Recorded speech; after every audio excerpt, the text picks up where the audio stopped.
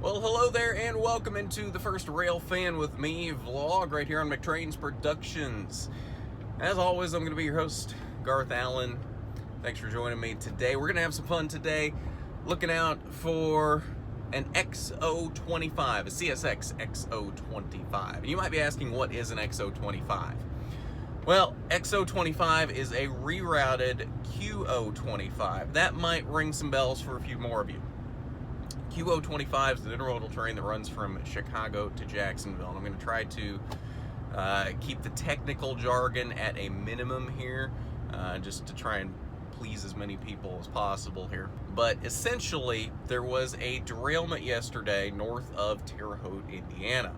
So a lot of the traffic from the CE&D Sub, which runs from Danville, Illinois to Evansville, Indiana, has been rerouted to get around this derailment.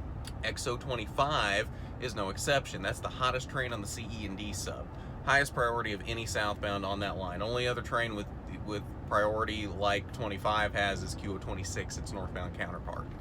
Well, both 25 and 26 got rerouted via the Monon Sub, via Lafayette, Indiana, and Greencastle, Indiana.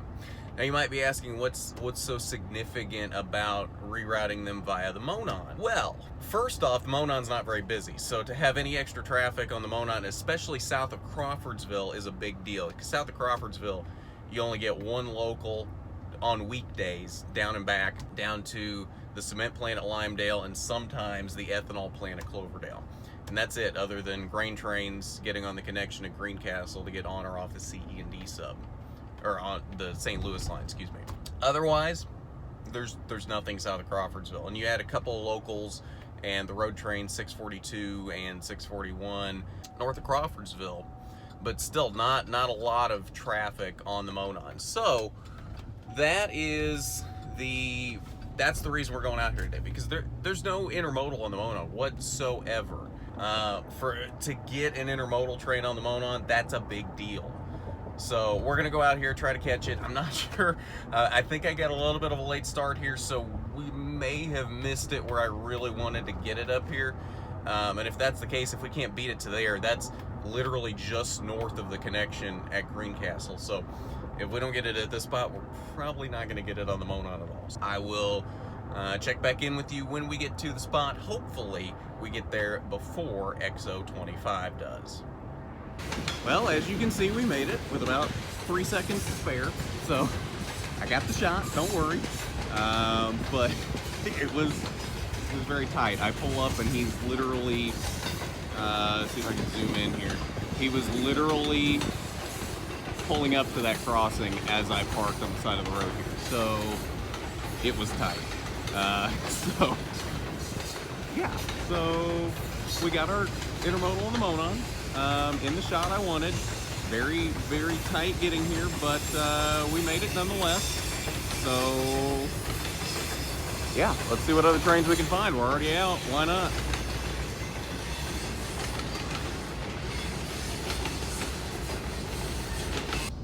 So I didn't even think about it, but as you'll see here in a second, I forgot QO25 runs with DPUs. Or in this case, XO25, so there you are, 2 in the middle as well. So, you know, we're just out here winging it. And 1 UPS trailer on the rear. Bye, XO25. Hope you find your dad.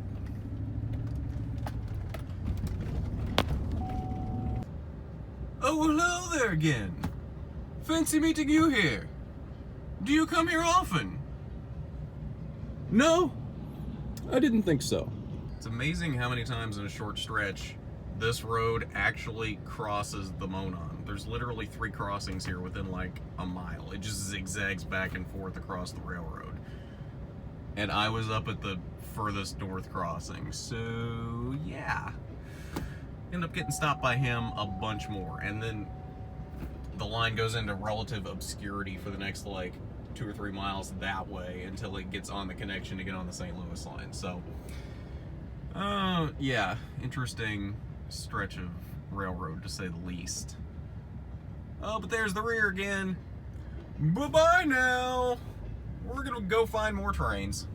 Alright guys, so we made it to the next spot here. We're at a bridge just west of Fillmore, Indiana on the St. Louis line. Can't really see it back there, but I'll try and show it to you if I can flip the camera around here. It's not one to flip for me. Okay, we'll do it like that. I can't, I don't know that you can see anything back there, but there is a bridge back there. 100 plus years old, it's like 1906 or something, so nice easy spot to just hang out here. Decent shot, sparsely traveled road. You get like 1 or 2 cars an hour on this road. It's not very busy at all, and you're out here in the middle of nowhere, Putnam County, Indiana, so it's not like anybody's really gonna care that you're out here.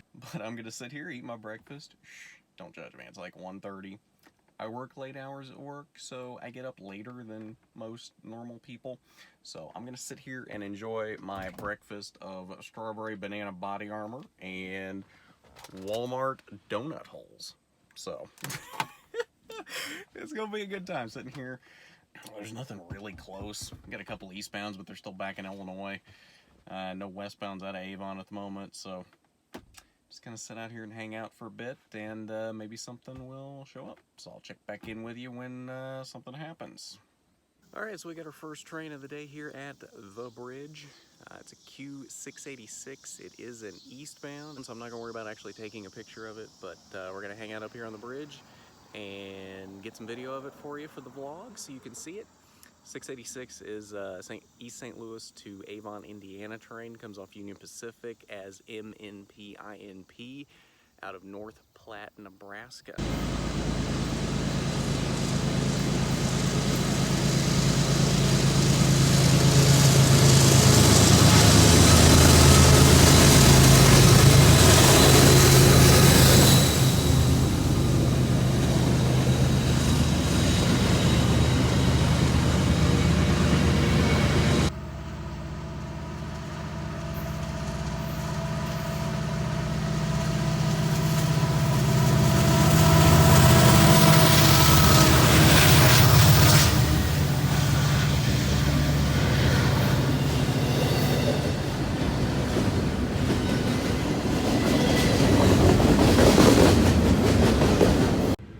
Now as we continue to watch 132 go by in the background here, yeah, 132 almost snuck up on me here. Wasn't really calling signals, and I knew he was coming, but just kind of snuck up on me here. I didn't realize he was as close as he was. 132 also comes off the UP, as evidenced by the UP power that you saw at the front there, that pair of SD70Ms. This one's a very long distance train. This actually comes off the UP as an IMX DT out of Mexico City, Mexico. Gets interchanged to UP at Laredo, Texas, comes up to Salem, Illinois, where they hand it off to CSX, and CSX takes it the rest of the way to Detroit, Michigan. So very long distance run for this train, Mexico City to Detroit. One of the cooler trains out here that's left on the St. Louis line. We've lost a lot of the cool trains out here on this line in recent years, but this is probably one of the cooler ones that's left. For a lot of reasons. One, because it's pretty much still all pacer stack train containers. I say that as some UMAX containers are going by here in the background, but it used to be solid pacer stack train. That's kind of changed here in recent years. A little more UMAX and other stuff mixed in there, but mostly still a lot of pacer stack train. Now he calls a signal. Thanks, guys. You're being real helpful out here today. I love it. So yeah, that I think is the last eastbound for a while. Q513 should be getting ready to get out of Avon here momentarily, so should see them here in a little bit, but just gonna hang out here for a little bit. Just been kind of watching videos on YouTube, not much to do out here, and there goes the rear. So yeah, just gonna hang out here, watch some videos on YouTube or something, and kill some time here until 513 shows up, or maybe there's an extra out here somewhere, grain train, coal train, something like that. So we'll see. I will be back when something happens. All right, so this is awkward. They're running another 686. So they've run now 2 Q686s today. The last one was the one that was supposed to run yesterday. This one is today's date, so we're gonna see ourselves 2 Q686s today. Let's get it.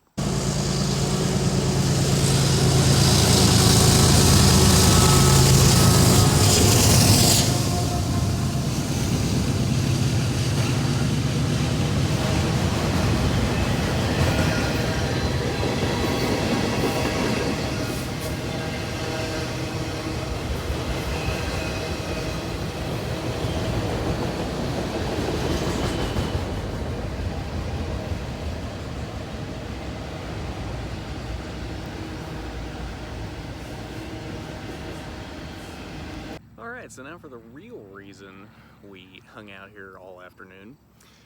Another rear out intermodal. This one XO29, the other southbound intermodal on the CE&D Sub. This one didn't come down the Monon like 25 did. This one made a big loop through Ohio, coming back west now to Terre Haute, and then they're going to turn south, get on the normal routing on the CE&D. So we've got them coming, and then Q513 is coming out right behind them. So we get two in pretty short succession here. This will be fun.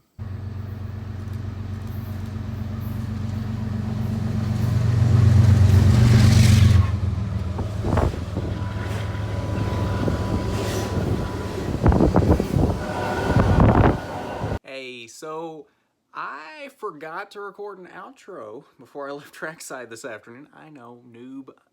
I'm a noob at this whole vlog thing, sorry.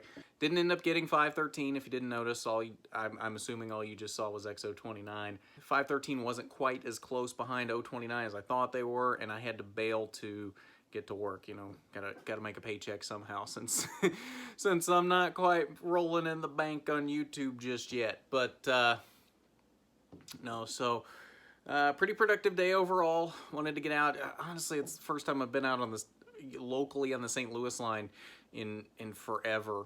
And the only reason I even did go out today was for that XO25 and XO29. I wanted to get intermodal on the Monon, and XO29 was just a good lit intermodal on the St. Louis line, which doesn't happen hardly ever unless something is running extremely late. So that was just kind of cool to see. Let me know what you think about this kind of thing. To me, I think Railfan vlogs are something that's sorely lacking from the Railfan community on YouTube.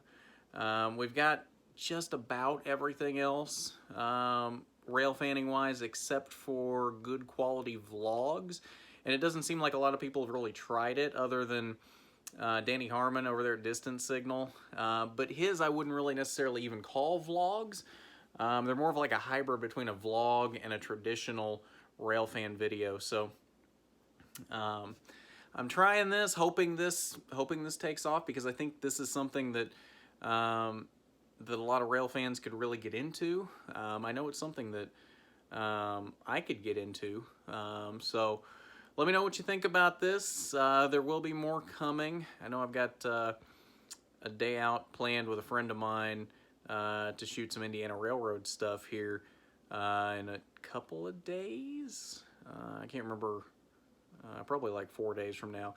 I don't know how soon you will see it after this goes up, but we'll see. Just kind of learning the ropes here on the vlogging kind of thing, so don't be too harsh on me in the comments, but do give me some constructive criticism here, what you liked about this, what you didn't like, and we'll try to improve it going forward. But that's about it. So like, subscribe, comment, share, all that fun jazz down there.